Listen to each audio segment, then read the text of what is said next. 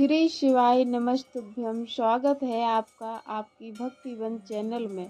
प्रिय भक्तजनों, आज हम सुनेंगे पुत्रदा एकादशी व्रत कथा। यह कथा सावन मास के शुक्ल पक्ष की एकादशी को सुनी जाती है। यह कथा भगवान श्री कृष्ण ने पांडुपुत्र अर्जुन को सुनाई थी। यह व्रत भगवान विष्णु को समर्पित है और संतान प्राप्ति, संतान की रक्षा तथा वंश वृद्धि के लिए इसका विशेष महत्व है। द्वापर युग के आरंभ में माहिष्मतीपुरी में महीजित नामक एक प्रतापी धर्मपरायण राजा राज्य करता था।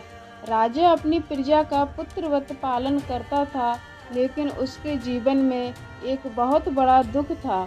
उसकी कोई संतान नहीं थी।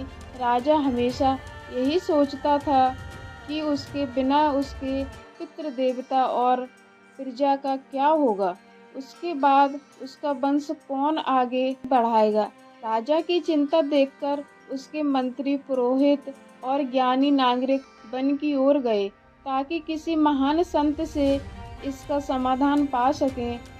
वन में उनकी भेंट महान और तपस्वी महर्षि से हुई।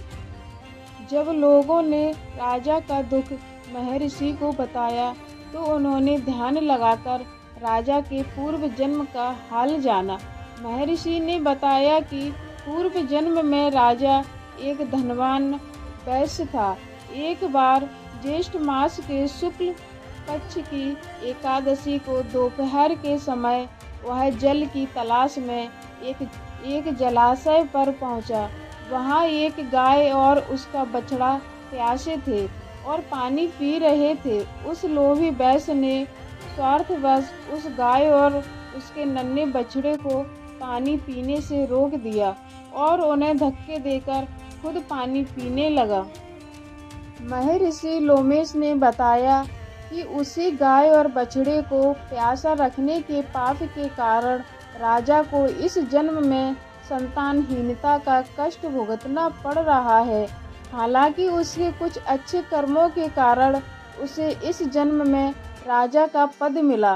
जब मंत्रियों ने महर्षि से इस पाप से मुक्ति का उपाय पूछा, तब महर्षि ने सावन मास के शुक्ल पक्ष की पुत्रदा एकादशी का व्रत करने को कहा।